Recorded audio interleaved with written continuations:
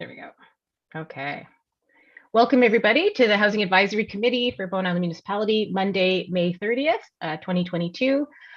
We have the approval of the agenda as the first item. So hopefully everybody's had a chance to look at the agenda. Do we have any late items, Steph? No? Okay. So any additions or changes to the agenda proposed? Seeing none. Somebody to move the agenda? Maureen, thank you. Second. I will second. All in favor? I'm going to take nods, hands. Yes. Okay, good. That's approved. Adoption of minutes.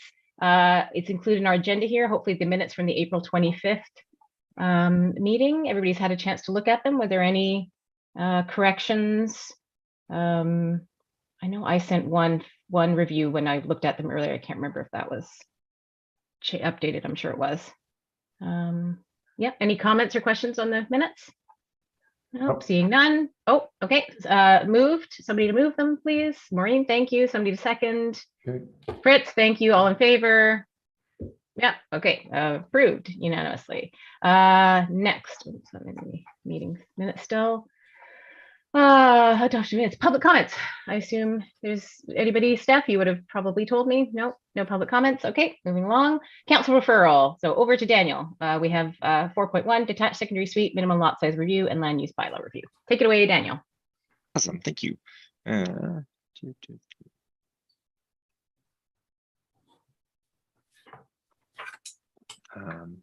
hang on. Try again. Okay, so I have a referral from council of a bylaw to make changes to the detached secondary suite regulations. So I'll just go by way of just some background to catch you up to speed. So you probably remember in October, the Housing Advisory Committee brought a report to a committee of the whole for council. And so one of the recommendations from that was to for staff to review minimum lot size required for detached secondary suites. So we brought a review in January to council, and that was referred to the Housing Advisory Committee. So in February, you discussed it and you recommended that council remove the required minimum lot size for detached secondary suites. So that came back to council in April. And at that point, the council direction was to remove the minimum lot size for detached secondary suites and to prohibit residential guest accommodation in an accessory residential use. So that's secondary suites attached or detached. And then in May, council gave first reading to bylaw 581 to make those changes and referred that bylaw to the Housing Advisory Committee. So I'll go through what's in that bylaw. Sorry, Daniel, sorry to interrupt you there. Yes. Just that point, because I saw this noted elsewhere, the prohibiting the guest residential accommodation in accessory residential use. Was that part of our recommendations? I honestly couldn't remember, or is that something council did on their own? That was a staff recommendation coming to council, and council, yeah. Approved it. Okay, I just couldn't remember if it came from us or you or wherever. Okay, thank you. Yeah. So this is by way of refresher. This is the current regulations for accessory residential use, so secondary suites. And I've highlighted just a couple of the changes that'll take place. So one is that currently a detached secondary suite has a maximum floor area of 115 square meters. That's about 1,200 square feet. And then there's a minimum lot size for a detached secondary suite of 0.36 hectares, which is about 0.9 of an acre. So bylaw 581 would change these regulations. So it would change the maximum floor area of a detached secondary suite to a maximum of 140 square meters. So that's about 1,500 square feet. And then the other change, so council made that change at the meeting on May 24th. So it's not, like the option for that is reflected in my report from that meeting. And then council moved that option. And so that is now included in the bylaw. And then the major change being changed, number 4. So clause 4 used to be the minimum lot size requirement. And so what the bylaw would do is simply replace that one with this prohibition on a residential guest accommodation use. So the short-term rental use within an accessory residential use. This was just a discussion on that maximum floor area. So what that's showing is the size of property and then what the maximum floor area would be based on the formula. So it's essentially it's a set amount plus a % of lot area is what's permitted. So right now you max out if you are a 0.8 hectare property or a 2 acre property, you hit the maximum of 115 square meters. So what council has done is amend that to be 140 square meters. So that means a property that's 3 acres in size could build the maximum of about 1,500 square feet. See over on the side, 1,507 square feet would be the new maximum size. This is just showing that regulation. So the current regulation, 65 square meters plus 0.625% of lot area would, to a maximum 115, would be changed to be 140 square meters. The other thing that was in the report in May was just saying that staff had looked at the current DP guidelines and thinking changes need to be made based on if they're going to be on smaller lot sizes. And one of the things we noted is the current guidelines have these guidelines about respecting privacy through location of decks, stairs, doors, windows, balconies, and be sensitive to existing development.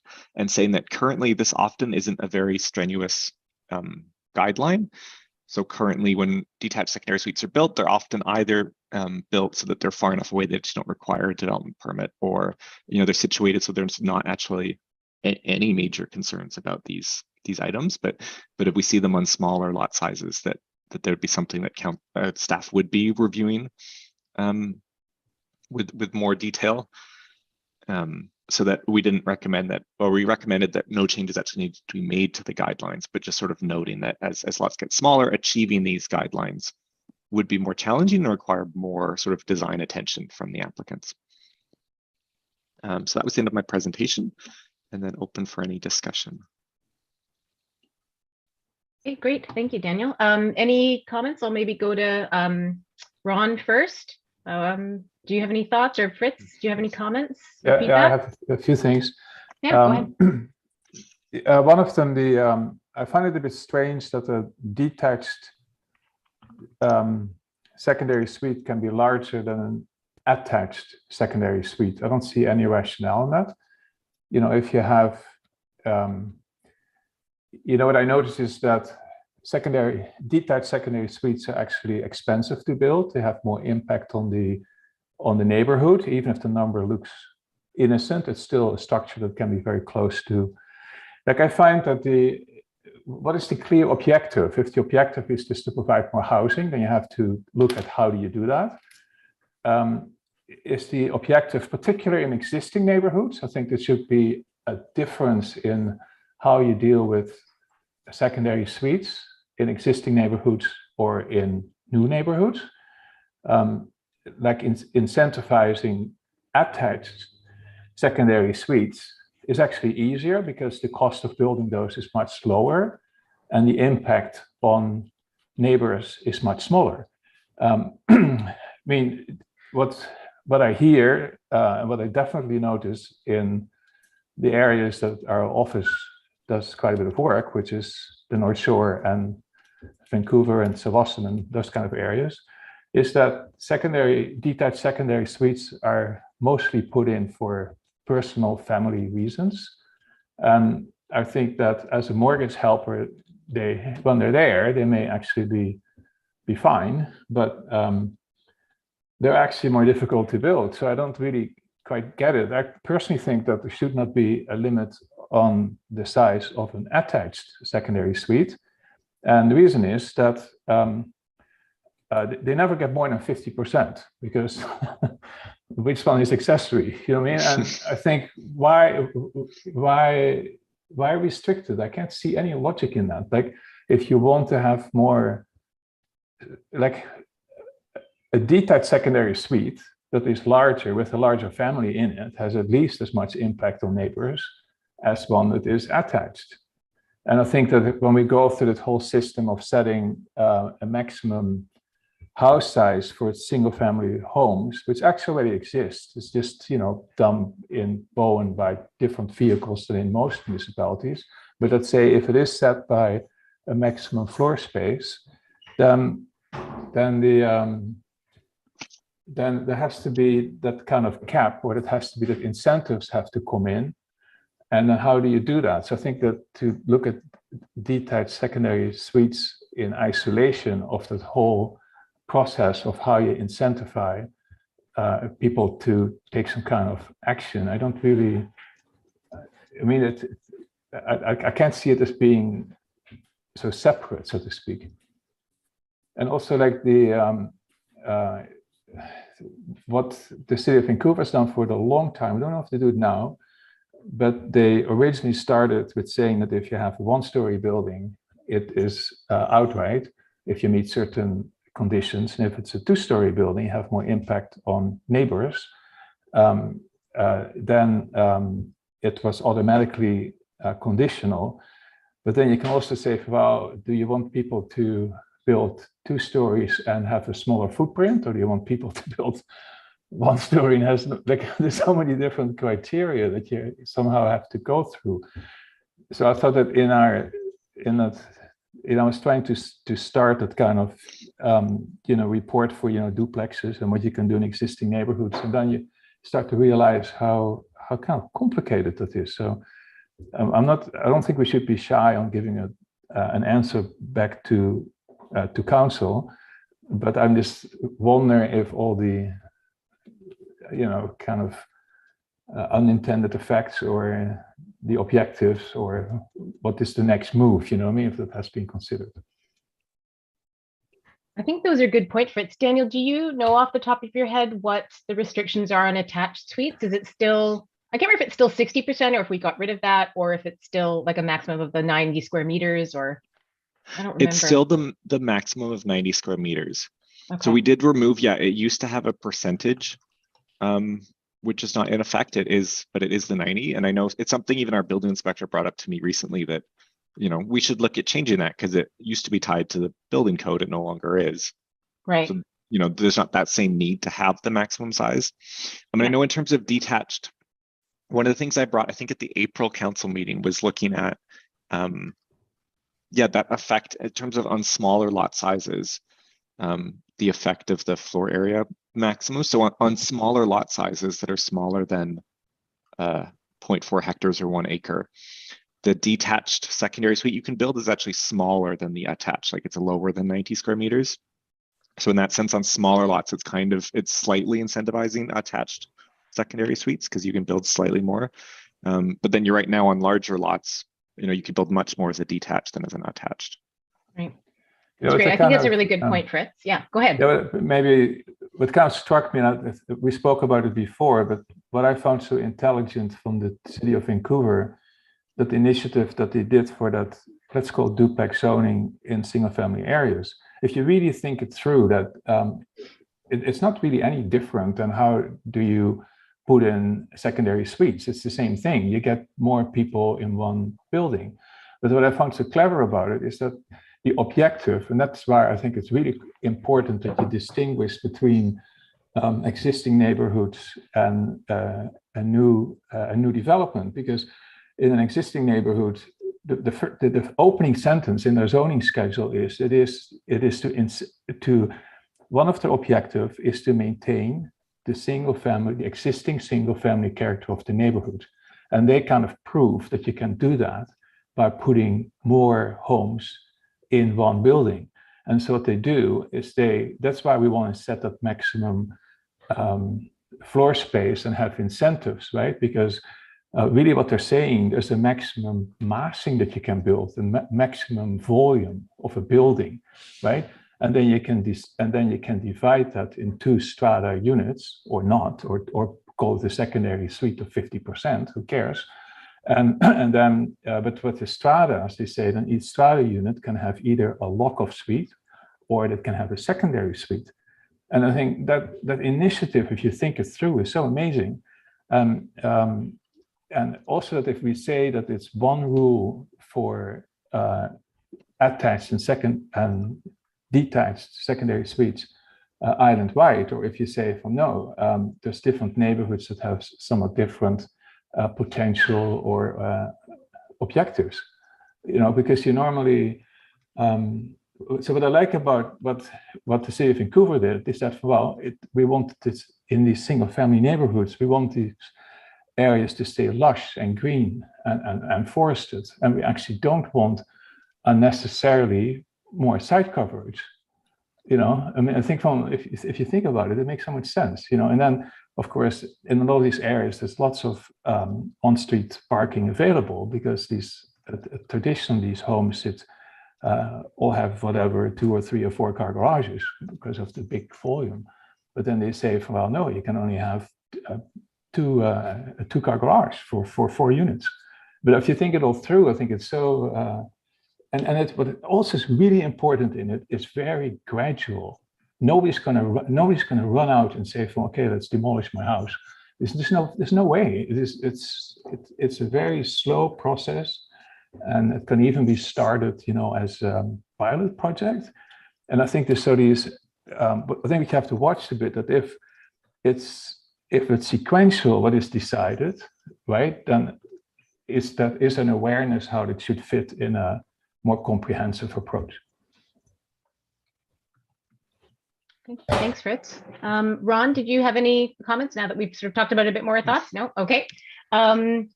So Daniel, I actually think Fritz's comments are really interesting, and I know it's a little off topic from kind of what we're specifically talking about, but I think looking at the Vancouver example of duplexes and the pilot project that we had here at the top of Kate's Hill of duplexes previously is something, I know it's kind of adjacent to this discussion, but I still think it would be an interesting thing to bring up, maybe offering another, sort of pilot project of, X number of opportunities to do it in different neighborhoods around, or like Fritz is saying, if we do introduce FSR or some sort of other limitation, like as a conditional use, right? You could apply through, say, a DP process to make sure it's appropriate for the neighborhood that you could apply for the sort of duplex zoning. But anyways, that's a little off topic.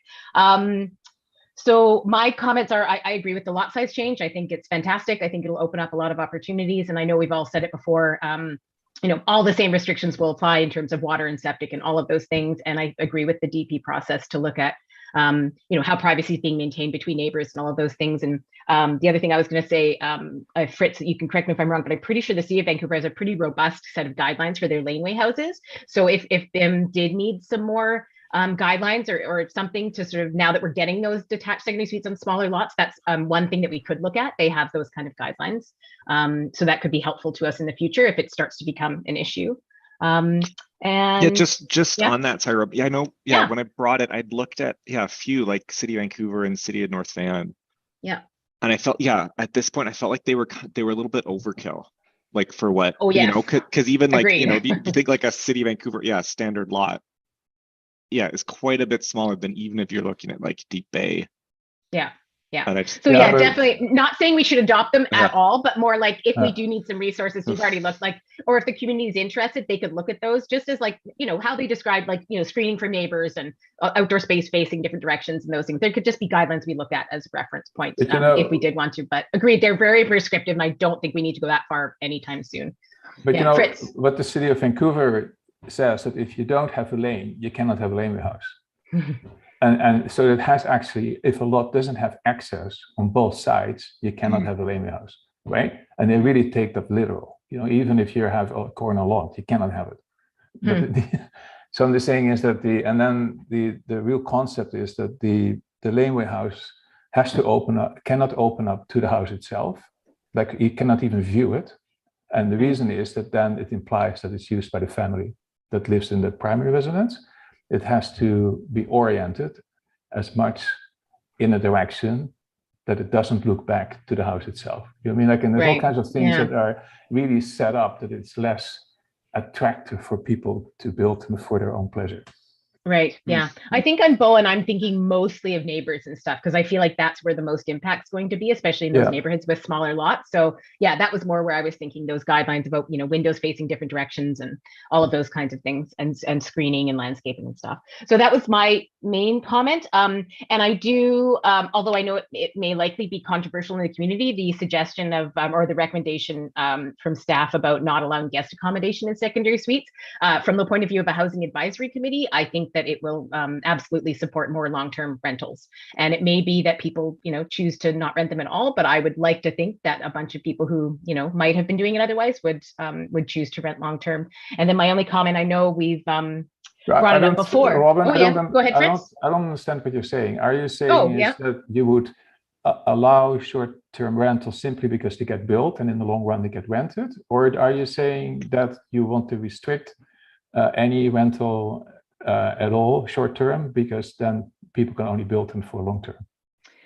I guess what I'm saying, not so much for what would be constructed in the future. I haven't gone that far, but we could think about that in a minute. I was thinking more the change that they're proposing now, how it affects currently built spaces is what I'm thinking. So somebody who has a house, who has a secondary suite, might currently be renting that as a short-term rental, which I honestly can't remember where we're up to in the regulations and if that's even allowed or not, but I'm assuming it is because now we're proposing this change to not allow that. So I guess just simply, it's not even my personal view. It's more of a opportunity. I see that from a housing advisory committee. If we want to create more long-term rentals for residents on the island, I think that change will have a positive effect in that direction. I think that it won't be like 100% conversion at all, right? But I think that there will be a number of units that hopefully, if people, realize that they can't rent that out short-term, that hopefully they would take the chance to rent it out long-term to a resident. So yeah, I think just again, wearing my housing advisory committee chair hat, I think that's a likely outcome. I don't, Fritz, would you agree? And then we can talk in a minute about new construction, but would you agree, or Ron, that? I think it's always an unintended effect, of a bylaw. And I can see that of people that like the idea of revenue, but don't necessarily want to commit to something that's more permanent. And I don't know, I'm not saying that's what you should do. I'm just wondering if you actually get more, like the idea is that if a detached or a suite is built, that in the long term, people will rent it out. Like even if they first use it for their private use, eventually it will get all kinds of different uses. Yeah. But I guess, I agree. And I still think that we should provide incentives for building suites and all of that thing. And I think people, when they're building new, can make that choice because, you can do the sort of kitchenette, with countertop appliances, and that can be rented versus a full kitchen. Would that now de-incentivize, it's not, a word, but de-incentivize people from building actual suites?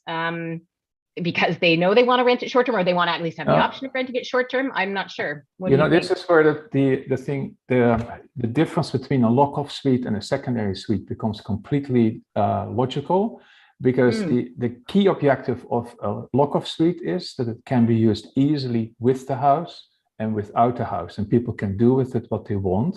And so the idea is that if they have to go travel around the world, they can keep their own lock-off suites, or it is this. There has to be a stair. It has to be easily used, even for, let's say, if people go away for the summer, they can rent it out just like that to, so the idea that secondaries, like, I just think that you have to think it through more. Like the whole key about these small lock-off suites is that they constantly can be rented, or the use can change, and that makes it attractive to people.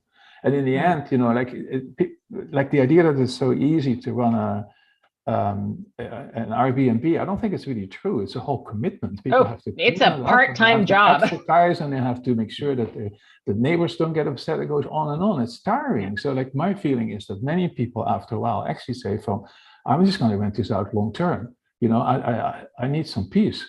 And then even the money may not be as well as people think it is. You know what I mean? It's just an operation. Like, so I'm far more in favor of giving people more incentives, more freedom, and have some trust in the future. So maybe I'm going to throw it back at Daniel. What was staff's? Why did staff introduce this? What was their thinking behind that change? I mean, I think a few things. So as you know, it's like we permitted short-term rental in a dwelling in 2020. And I still feel like I face this thought of, like, in 2020, we reduced the allowance for short-term rentals, which I hear a lot. And I always say, no, it was not permitted at all before 2020. And at the time we permitted it in a dwelling, and the residential guest accommodation use and definition is that it's in something that's ordinarily occupied as a residence, as a temporary accommodation for paying guests. So the rationale for permitting it was that these were dwellings where people occupied part of the time. So they were saying, well, it's not going to be a long-term rental use because we're there some of the time. We're there in the summer, we're there in holidays, whatever, and it's empty the other times, but it's never going to be a long-term rental. So that was part of the rationale for allowing the short-term rental use, or the residential guest accommodation use.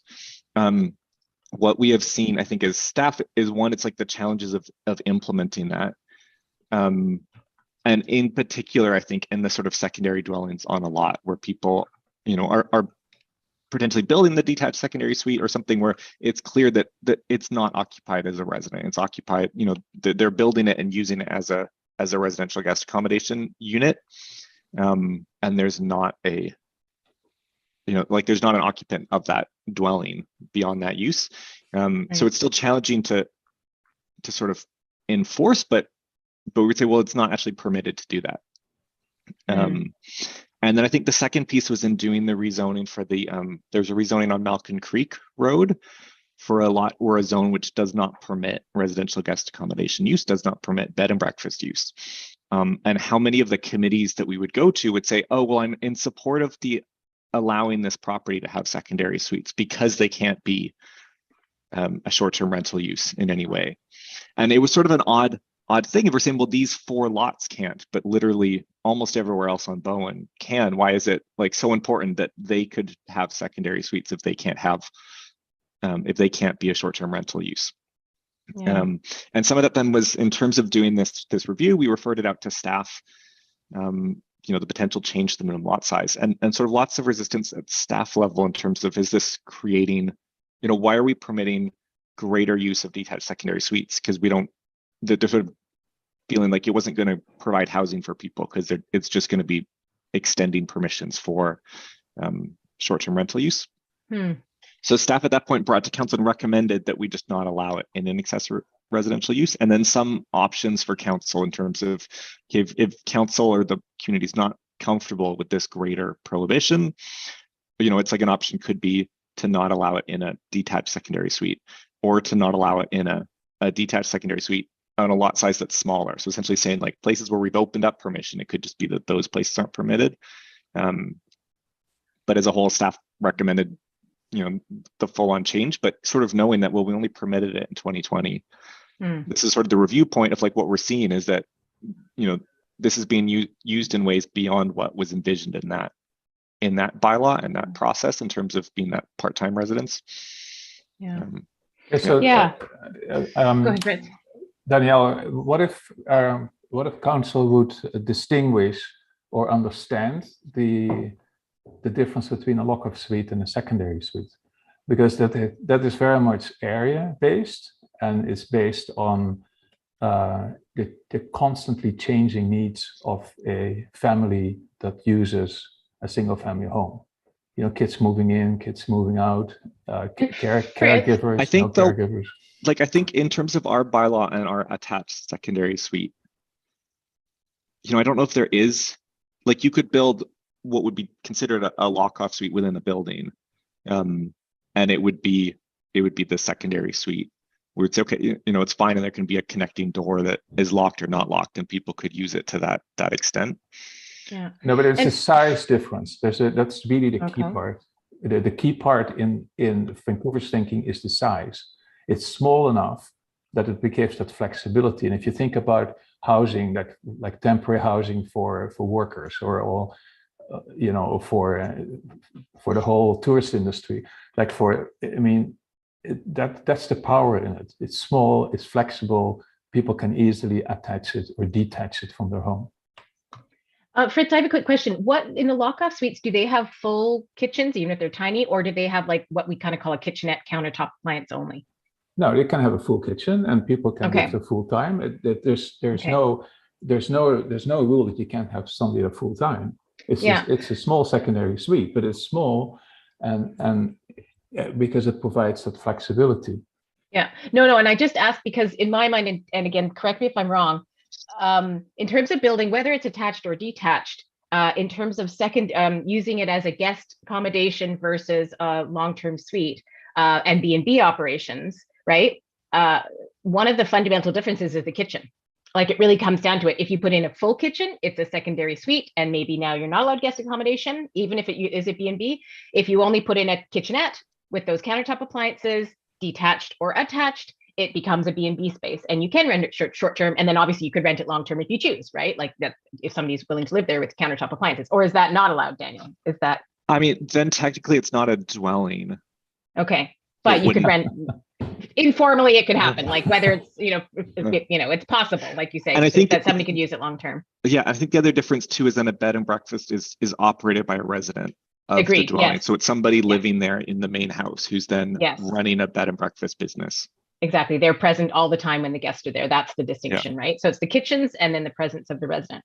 So yeah, I'm just trying to run through what the implications, because one of the things I would say as a flag is, as we were all saying, it's new construction. So if somebody is building new, like you say, that's what's happening if there's, whether it's attached or detached, they might make a decision, and because we keep talking about suite ready and all those things, they might make a decision, say like, oh, I want the flexibility in the future to be able to rent this out short-term or long-term or whatever my needs are. I'm not going to put in a full kitchen and make it a suite. I'm going to just put in a kitchenette and I'm going to make it a lock-off, whatever we want to call it, so that I can use it either way for mine. And then all of a sudden now we are de-incentivizing people from making suites, not doing that suite ready and everything, because if they know that and they want that flexibility, then we're not getting that. And that critical infrastructure of some of the electrical and the plumbing and stuff that would maybe go into a full kitchen is now a barrier. So when that house sells, the new people come in, they want to rent it long-term. They're like, oh, I've got to spend thousands of dollars to make that change. So I don't know what the solution is, but I'm just raising that as a red flag, like, or as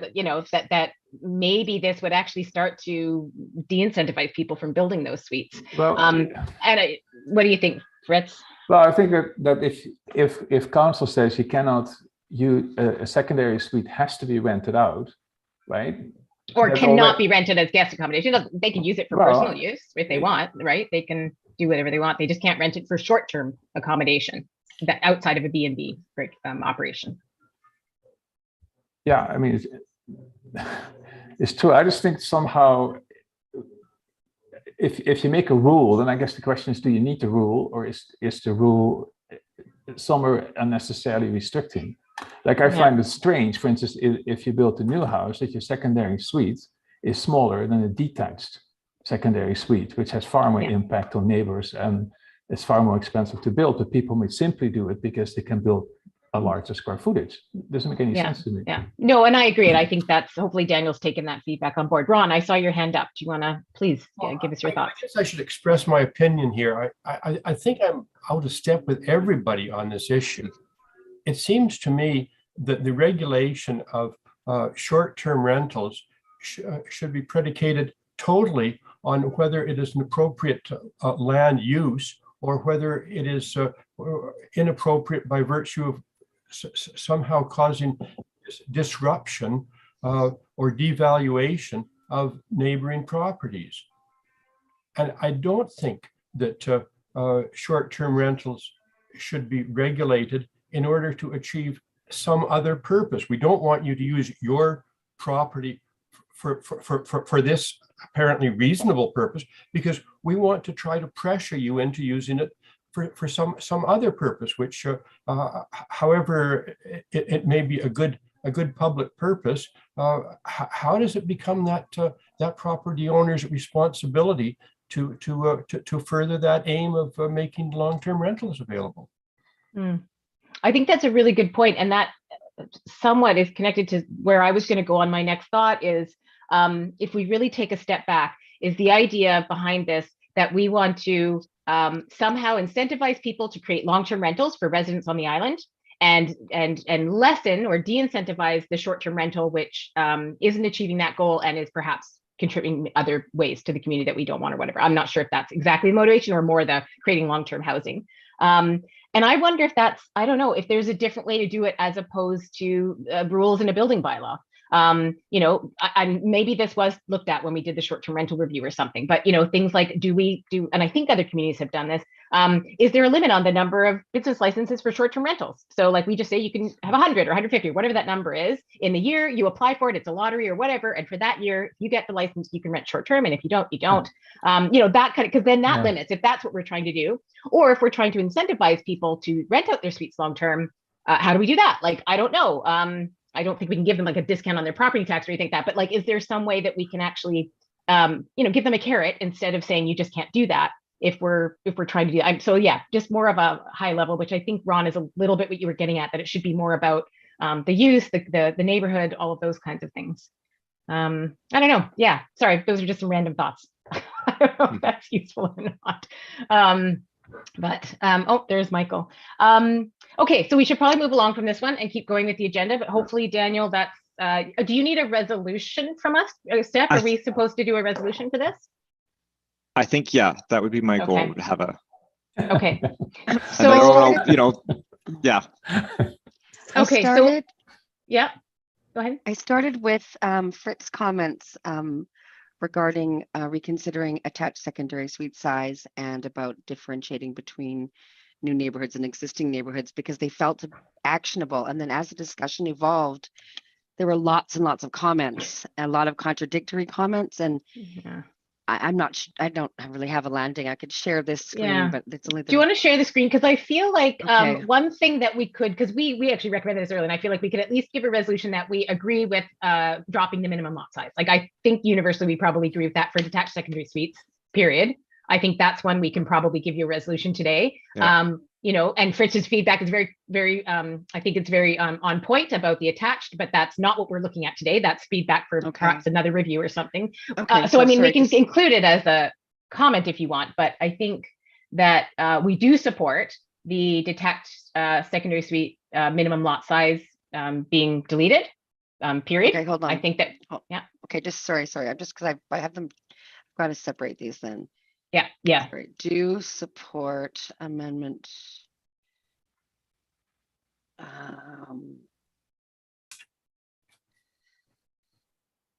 Sorry. Yeah, that's okay. Sorry. Supports or do support, whatever language.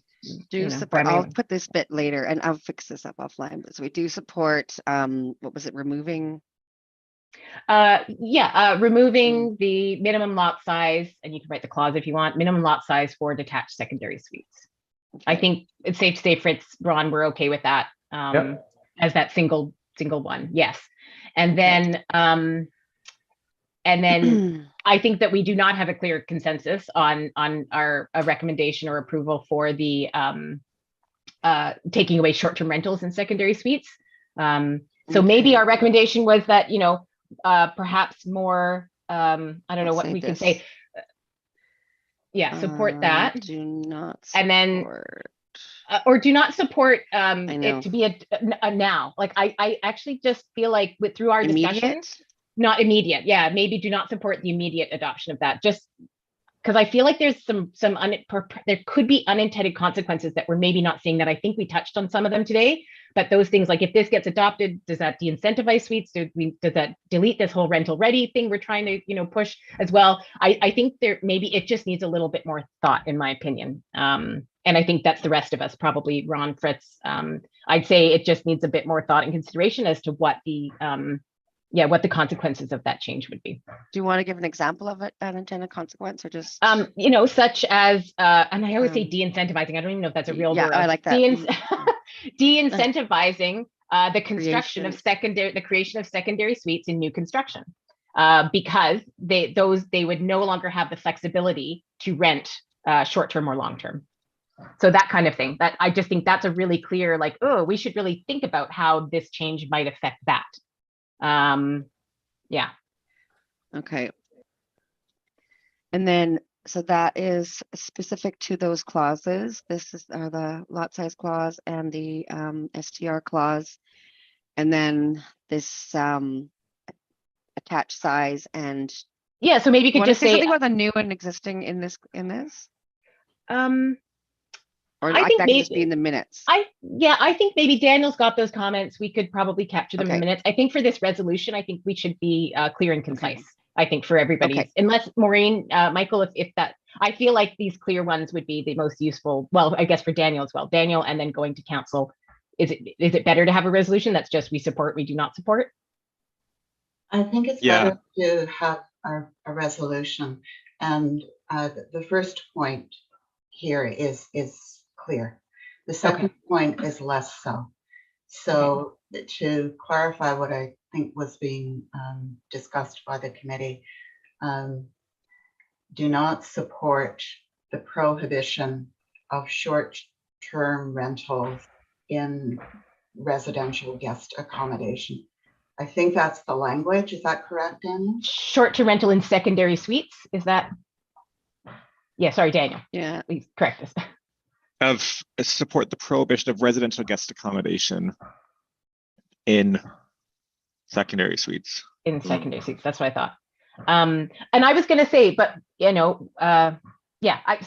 Whether we want to use immediately or without further, you know, consideration or further review, or I don't know whether, you know, go so far as engagement in the community or whatever. But I just feel like it needs a little more thought before I would want to. I would support it. I think Fritz and Ron are on the same page. I think there's more to flesh out in that rather than just making it. Yeah. So immediately always raises questions for council. What does immediately mean? Okay, So what I suggest is just further revising. consideration? Or? Yeah, No, without, no. They do not support at this time. Yeah. Yeah. And that allows for further thought. Okay. And also conveys to council that there are mixed views, preliminary views, so on. Yeah, agreed. So I think that captures it. Thanks, Maureen. Yeah, because I mean, I don't think I'm at the point where I don't think I could say yes or no. I sort of need more time and information on that one. And so we get rid of this. Yeah, I get rid of all of that. Yeah. Okay. Not in discussion. Yeah, that's good. And then, you can always refer if people, if, you know, any of the councillors do have questions, you can refer them to this meeting in our minutes. So hopefully we can capture some of that in the minutes, the discussion points. And I can help with that stuff. I've also been making a few notes. So we can do that offline. Okay, so do I have to? Yeah, go ahead, Fritz. Danielle, I just need to, if you can kind of remind me, I can't remember if on Bowen Island the permitted floor area for secondary suite is included or excluded. How does it work? Because there is no floor space ratio, right? So how is that counted? Because like in West Vancouver, it's included in your floor space ratio. In Vancouver, it's not included. That makes a huge difference because in Vancouver, there's a huge initiative to build a detached laneway house because the floor space is in addition to your maximum floor space in your home. In West Vancouver, it's not. And I noticed in West Vancouver with the houses that we do, which are not small homes, that most people do not build detached secondary suites because they need the square footage in their home to get what they need in their home for their family. So like so for instance, if a attached suite would be included in your floor space and the detached is excluded, then it's a huge incentive to build detached, but I'm not sure if that's the right way to go because detached suites have far more impact on existing neighborhoods and it may be far more likely that there is some kind of opposition against it, like a unintended effect, so to speak. So how does it work? How does it work with the square footage and that? Yeah. So most of our zones don't have a floor space ratio or floor area maximum for dwellings, although a few do. So the secondary suite would be included in your like maximum lot coverage, which is how we regulate most of the zones. Just have a height and a lot coverage. Up to a maximum, depending on the zone. And so the secondary suite would be part of that. The other thing we have is we have a maximum floor area for accessory buildings. And so your detached secondary suite counts towards that maximum. So for example, I mean, if you're up to 1 acre in size, you get 160 square meters for accessory buildings. And so your detached secondary suite would count towards that. So if you have the table that you had, right, Danielle, that you showed, is that then consistent? Like, or is side coverage affecting that somehow? Or I guess, or that's a choice from how you design the buildings. Yeah, so like if you're a lot that's a 0.4 hectares, you get 160 square meters of accessory buildings, and you could have a 90 square meter detached secondary suite. So you'd still have whatever it is, 70 square meters left for other things, but it would cut into your total floor area for accessory buildings. And same with if you're in a zone that has a maximum floor area.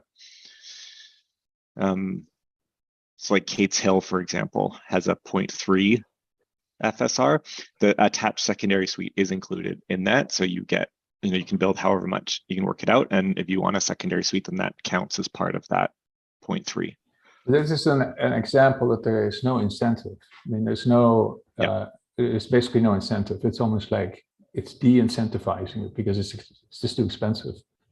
Whereas if I could jump in for an example on Foxglove Lane, there is a little bit of an incentive because there is a floor space ratio, but there's a maximum dwelling size. So if you want to build out the maximum floor space, you have to build a suite on those lower lots. So there's a little bit of an incentive there. So that could be one example we could look at, for future reference to see how those developed. Because I think all the proposals I've seen have included a suite on those ones if they're doing a single family house, because again, otherwise they'd be limited in size. So yeah, it happens. Anyways, I'd like to move on because we have other stuff to get onto in the agenda, but I think that was a really good, interesting discussion. Steph, do you have that resolution? Do I need to read it out or do you read it out? I think you can read okay, it here. I'm going to get the proper wording from the documents, but go ahead. So that regarding land use bylaw number 57, 2022, amendment bylaw number 581, 2022, which replaces clause 3.57.4, detached secondary suite minimum lot size with residential use only. The Housing Advisory Committee supports removal of the minimum lot size for detached secondary suites, does not support the prohibition of residential guest accommodation in secondary suites at this time. I think that sums it up. So I'll move that one. Do we have a second? Fritz or Ron or anybody? Sure. Yeah. Okay, Ron, and then all in favor? Yeah. From us? Yeah. Okay. So I think that's approved from us, unanimous. Robyn, I'm going to abstain from the vote. I was being voting in favor. Okay, and then Michael, did you want to vote or abstain? Well, I firstly apologies for being late. I didn't hear every bit, but I am actually given those two simple bullet points there. Yeah, Robyn, I'm sure I can support that. The only caveat was I wasn't there from the very beginning of your conversation. But no, nevertheless, I think it's straightforward enough. Okay, good. Okay, thanks everybody. Thanks, Steph. Yeah, Marie. Could I just add a couple of points really quickly? I think that this feedback from our committee will be very helpful and taken very seriously by council. There are a number of sort of other related issues that aren't specifically addressed by the feedback that we're providing here, but there was discussion at council of introducing essentially an effective date if the restriction on residential accommodation were to be put in place. And then another point was it's a live discussion, but not being addressed by the proposed bylaws about having attached and detached suites on the same lot.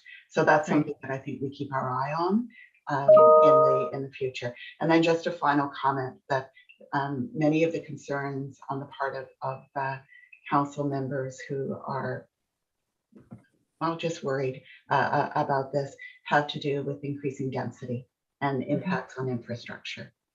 Yeah. As I said, the community feedback will be, I think, very much welcomed and taken seriously. Okay, thanks, Maureen. Great. Okay, so I'm going to move on to, thank you, Daniel. Hopefully that was good. You got what you needed. Yep. Okay, good. So I'll move on to point number 5.1. So HAC recommendations to council update, chair and councillors. I don't have much to say on this except that I think everything was passed unanimously. I made a presentation at a council meeting a couple of weeks ago, and from memory, council adopted all of our recommendations, and they're at the moment still recommendations. So we certainly hope that us at the advisory committee and council will move forward on at least some of those in the near future. Did Michael or Maureen, did you want to comment, or and then also on the Ucluelet worker housing? No, I think it was said at the council meeting, and let me know when you want to move on to the Euclid. Okay. Okay, Maureen, did you have any comments on the first point on the housing targets? Yeah. On the targets, and this is a fact check with the committee. At one point early on, when we were beginning work on the housing targets. I remember Ron commenting that when he went looking for communities that had established housing targets, that you didn't find very much. Am I remembering that correctly, Ron? Well, the phrasing of different communities' targets was variable, but I think the main point that I made there, Maureen, was I did not find any normal methodology by which one arrives at the right number. Okay, thank you. That's helpful. That wasn't my memory of it, so I'm glad I checked on that. One of the points had to, in one of the recommendations that we made, had to do with workforce housing, worker housing, and underway at the moment, mostly driven by STEP's work. The Community Economic Development Committee is working on a survey of worker housing that is probably in draft 2 stage at the moment. And I've run it by Liam, I've run it by Daniel, and I'm hoping that it'll get pulled together in the coming week. It's short, it asks questions that help us to quantify the current need, given how far we've gotten into. If you remember back in March, there was a sense of, oh my gosh, what about this summer season? And as usual, we haven't been able to move quite as quickly as we might have. But we may get some useful information for planning purposes with a community economic development angle for the remainder of the summer and for the coming year. So at least one of the recommendations is up and running at this point. Steph, do you want to add anything to that? Because you have worked quite a lot on this. No, thank you. Okay, that's great. And just putting it out there, if there is anything that I can do to help with that survey, if you want to run it past me, I'm happy to look at draft, or if there's any way I can contribute, if you think that it's helpful to have my eyes over anything, I'm happy to do that. That'd be great. And I suspect that I'll get the okay to just circulate it informally to the committee, because I imagine that Ron and Fritz and Michael would also have useful feedback. Yeah, great. Okay, no, I'm really pleased that that's happening, and I'm glad the CEDC is taking charge on it, because I think it's great, and I think it should be the business that's pushing, right? Because it's I know it benefits the whole community, but if they can push the charge, then it really is it's useful and relevant, and you'll get that information. So I'm glad it's happening. So the Ucluelet worker housing solution, I know Maureen, you sent that out, and I think we looked at our last meeting. Michael, did you have comments, or Maureen, did you want to? Maybe Michael go first. Go ahead. Okay. Yes, I just want to see we've got this subject of Euclid worker housing solutions on our agenda. Where exactly in Ucluelet is this now in front of council? Where does this stand? Is this being sponsored by other groups? I'm just trying to get a little bit of context here. We know someone in Ucluelet is looking at this, and I'm not sure just where this sits in Ucluelet. Is this a fully blown council discussion right now, or something else? Does anybody know that? I'm literally just looking at their website right now, so I could refer to that. But does anybody else have further information? Daniel? I mean, just in terms of overview, it was a program they did, like the district of Ucluelet partnered with their Chamber of Commerce, I believe, and ran the applications for the summer of 2021. And so our council has directed staff to prepare a report to look at it. And so Natasha, our island community planner, is preparing a report to come to the June 13th, I think, council meeting. That's the next one. And so part of her work she's done, what council directed her to do, to inquire with the district to sort of what were their takeaways from the project.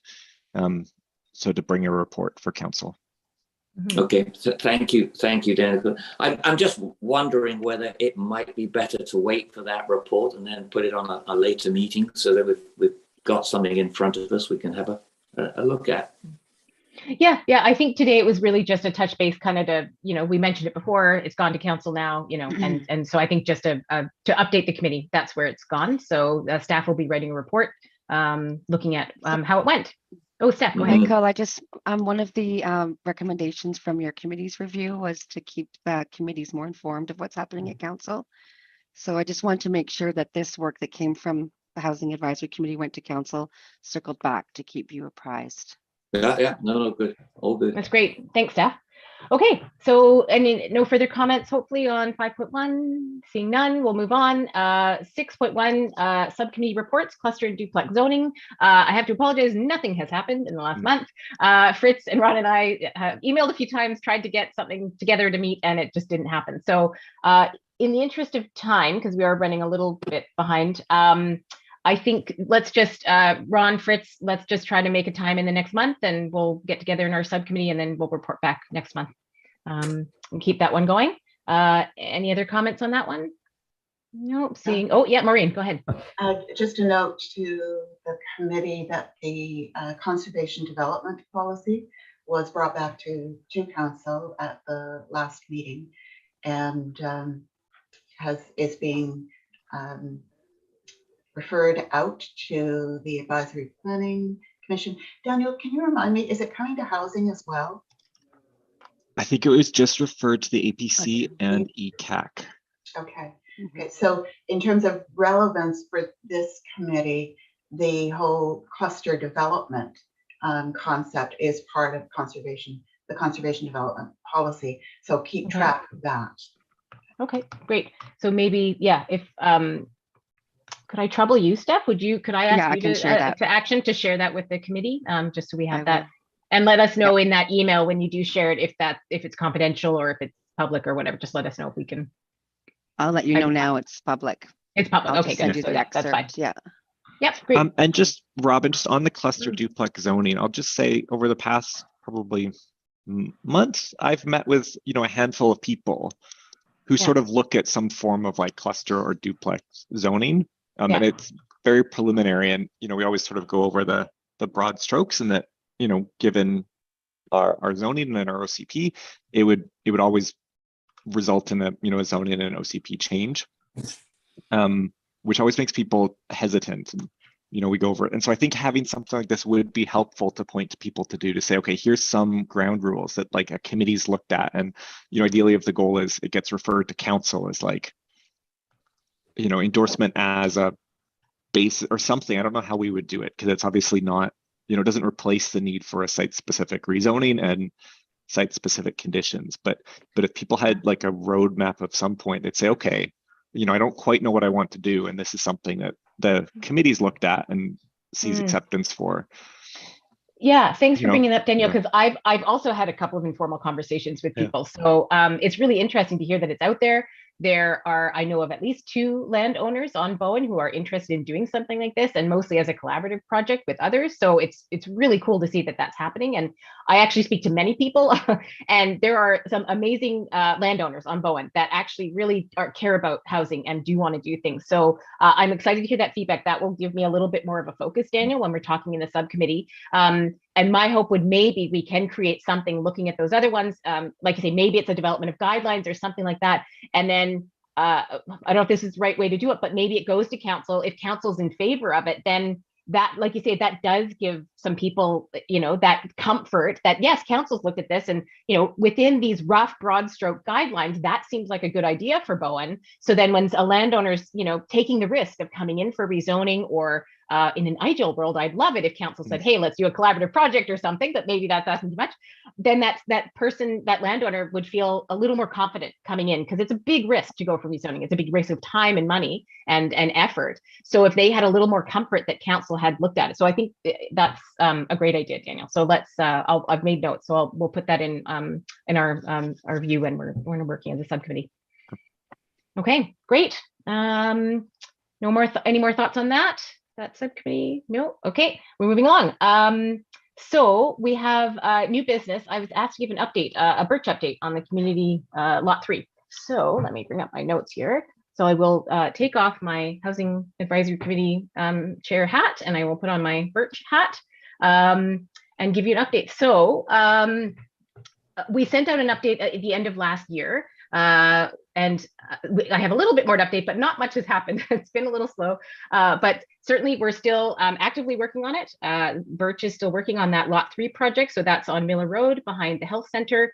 At the moment, it's completed schematic design, which is where it was up to at the end of last year. At the moment, it's 27 units. That may change a little bit, but it wouldn't change drastically. It may change because well, we've partnered with Lookout, which we also announced at the end of last year. So that partnership continues. We have a memorandum of understanding to work with them towards this project together. And that memorandum, the MOU will be updated over time as it's needed to clarify our roles. But generally, it's going to be that we'll work together to develop, and Lookout will likely take the lead in applications because of their financial background and all of that kind of stuff. They're the ideal partner to take the lead in that, but Birch will very much still be involved. And then in the end, Lookout will likely be the operator of the building. So that's where we're moving towards. And we are, so then I was going to say the things that might affect the design of the building are one, if we need to just tweak it a little bit, if they might need more office space or something like that, because I believe they do intend to have a staff person at least part-time on site. And then the other thing that might change is, and this leads into the next point, is we're waiting on a review of the septic system, because as we know, there are all of the sewer woes going on. So we're certainly looking at if it was needed, what would be required to create a septic system. And so we're sort of following the lead of the health center, looking at the options on the remainder of Lot 3. So we're having a professional do a review for us as to basically how much land would need to be set aside for Birch for a septic system on that remainder lot. So that's out there right now. We're waiting on that feedback. And then that's something we would be formally then bringing forward to the municipality, and then I would assume likely to council at some point. We have an agreement to lease in place that expires this summer. So this is part of it. So we're hoping to come back, extend that agreement to lease, and we'd have that septic information so we could be reassured that we have the lot, so that when we go for our next round of funding, we have the lot secured, and we have services confirmed. We're just in a holding pattern in terms of funding at the moment. BC Housing has yet to announce their next round of funding for the Community Housing Fund. That was the one that we applied to in January 2022, and we were not successful, along with many, many other projects, because it was massively oversubscribed, and more than I think anybody anticipated. So we plan to apply for that next one. We've looked at different options. We've looked at the federal funding, CMHC. They're still on board, but they like a partner. It's very difficult to only work with them. They really want another major partner. And every time we run the numbers, we really need the funding from BC Housing to make the numbers work. Sadly, even with free land, with the construction costs and rental rates, and then the numbers don't work. So so we need the funding from BC Housing because they have quite a significant amount of equity that goes into the project. So we're crossing our fingers that sometime this year, there will be an announcement from BC Housing for their next round. We're hopeful it will be sometime next year.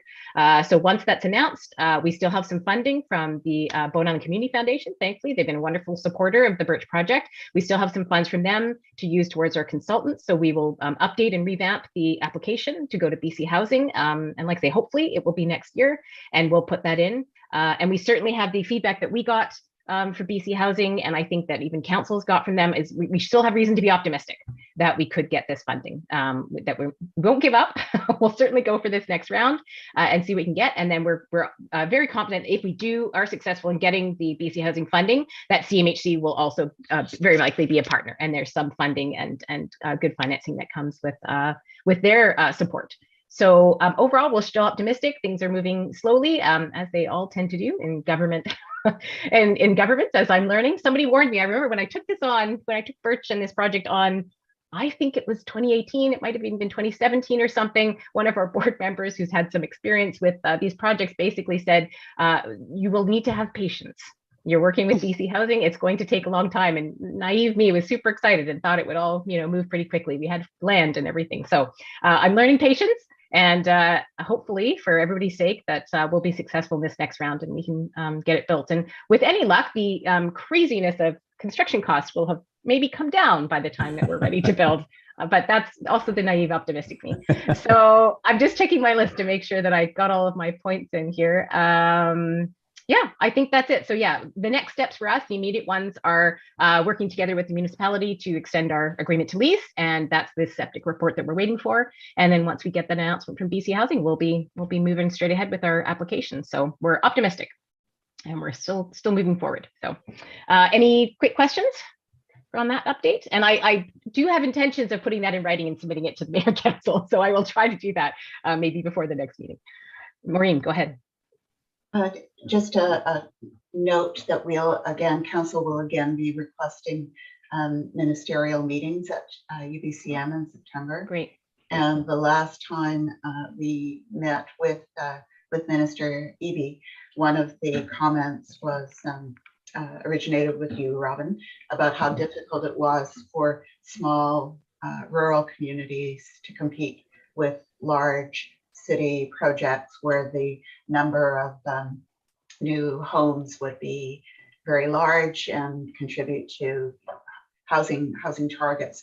And the suggestion was that the housing hub funding program be differentiated between larger communities and smaller communities. And we haven't heard anything more on whether the BC housing programs are going in that direction, but I'm hopeful that they might be. And it certainly will be something that we stress again when we, I hope, are granted an appointment with Minister Eby in September. Great. Thank you so much, Maureen. That's wonderful news. And when we had our debrief with BC Housing following our application, the rejection of our application, we made the same points, and they said that we were not the only ones to say that really having, whether it's a small communities, rural communities, whatever that definition that they want to use, stream.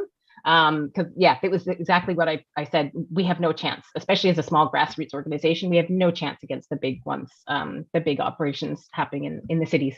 Okay, Michael, did you have any comments on that update, or all good to move on? No, firstly, and thank you, Robyn, for doing it. And look, this is no reflection on yourself, but of course, as you say, this project gets kicked down and one hears of next year. So it's just going to put added pressure on the now word, because anybody in sort of extreme states now, and that's why I'm glad that they may or may not hear this conversation. For anyone with immediate needs, this is going to be a project that they'll have just to set aside, because this is not in any way going to come to fruition. And that is not a reflection on you or anybody else, Robyn.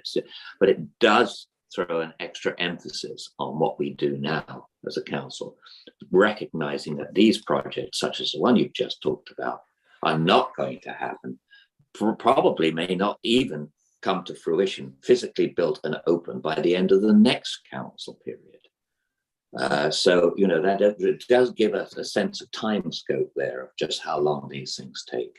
And there we go, extra pressure on now. Yeah, thank you, Mike. I think that's a good point. Yeah, we're a bare minimum of 3 years away from being built, and like you say, probably more, and it would extend to the end of that term. And I agree. I think then that puts the emphasis on all of these other recommendations that we're making and how can create more housing in this immediate term, the short term, and we'll still keep persevering with the birch, but it certainly is not an immediate solution. So yeah, good points. Okay. What is, other business. So there we go. Any other business before we wrap up? We're just squeaking in on time too. Yes. No, seeing nothing else. No. And we had several information items that were posted. The island plan number 8, the island plan, excerpt from the council meetings. Yeah. Okay. Any other comments before we wrap up? I see there's one thing in the chat. I wasn't sure if we need to address that, but anything else that we want to bring up before we wrap up our meeting? No. Yes, Steph, go ahead. I included the work plan, and it looks like we're a little bit not aligned with what we'd set out, I think, but okay. I think that's fine. But I did want to flag that, just maybe we can amend it, or let me see, because I think there was a whole idea about doing workshops and alternating workshops and meetings, and so it's there. A lot of committees have their work plan as a standing item attached to information items, so it's there for that reason. Yeah. Okay, yeah. No, I think that's good. Let's maybe we add it as an agenda point on the next meeting, and then we can just look at it and see, you know, do we need to revise it? Do we want to plan, and we should talk about the next meeting. Do we want to plan a workshop for that and allocate some time to it? Maureen has her hand up, and then I might ask Daniel to let us know if he can foresee any referrals coming in the next meeting, and I'll go to you in a minute, but Maureen, go ahead. I've circulated a little note about Silas White and the work that Oh, yes. is being done in the Sunshine Coast. They've put together essentially a housing team, and there are 3 members, and it might be Silas is a former Sunshine Coast councillor and has spoken to the Community Economic Development Committee in the past. It might be something for us to take a look at and see whether it might be useful to connect with them either over Zoom or just by email. So maybe we could talk about that next meeting. Great, and I'll make a note. I also know Silas, so I will just send him an email and see if he's interested in, helping out. Steph, go ahead. I'm just going to say, I think you were on the CDC when he came. Yes, I think I was. Yeah. So that's why, I just got to know him there. And Daniel, do we foresee on the next agenda, or I don't know if you know now, if there's going to be referral? Or do we know? I'm just thinking ahead to the agenda because I like the idea of workshops. Like that's how I work well, is having kind of a workshopy session, but I also don't want to, I mean, we're already at an hour and a bit, but like 2-hour meetings are exhausting for all of us. So, so I don't want to, so it's just more of if we have a referral and it needs time to be discussed and then other stuff, like it's a little bit much to try to jam in a workshop at the same time. So I don't, Daniel, is there anything you can foresee?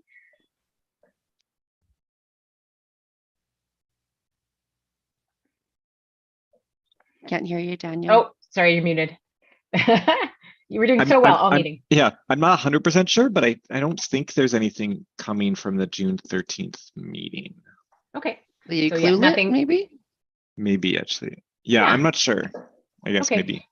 Yeah. Oh yeah. So is staff is the report being presented? Sorry, I may have missed that at the June 13th meeting on the Ucluelet worker housing. It's happening that quickly. Yes. Oh, great. Okay. So yeah. Hopefully. Yeah. Okay. So maybe Steph will add that to the agenda. So it might just be an update or something. We can allow a bit of time to talk about that. Okay. So do we want to maybe Steph, you and I can talk about the agenda offline, I guess, unless anybody particularly wants to chip in on what should be on the agenda, or if we want to address some of the items in our work plan and the workshop items. I feel like hopefully we can make some headway on the cluster and duplex zoning. And so maybe we can allow a chunk of time for that, and it can be a little bit workshoppy with the rest of us. We can kind of present what we have and take some time to sort of talk it through as a group. So maybe we can aim for that the next meeting. So we should just confirm that next meeting before we all take off. Yeah. Steph? Monday, July 4th at 9:30? Let's see. Or 18th? I'm away on the 4th, so I cannot be there. How about the 18th? Of July? Is that too far? What do people think? Is the 27th of June not a good time? I just have to look at what I'm doing there. Like a month away, or do we want more time? Pull it just for council. Three of the people in the room will be preparing for council, but it's up to them. Okay. Then. Okay. Yeah. Yeah. So I think the Michael, 27th or and you were saying July 11th isn't a good one, or July 18th? Just looking It's at council, but okay. So Michael and Maureen, you comment, because really it's more I think about your workload in terms of council days. Well, I've got the 18th clear as it stands right now. The only problem which I experienced this morning at the Monday morning is, to state the obvious, the beginning of the week, and sometimes things do crop up. But at the moment, the 18th is clear, because I recognize that no day is going to work for everybody. Because if it's not that, we go right down to the 8th of August. Yeah, no, we don't want to leave it that long. So I think my preference would either be, so I should just jump in, Fritz, Ron, Maureen, is anybody away, or any of those dates, if we're looking at sort of the end of June, mid-July, that don't work for people? They're fine for me. Okay. So if we did it on a council day, Maureen, Michael, is that too much, or? No, it's fine. It's okay. Okay. So yeah, Which day are you thinking of now? I'd probably either prefer June 27th, or is July 11th a council day? Is that? No, Yeah. I'm away myself on the 11th actually, so that won't work. Okay.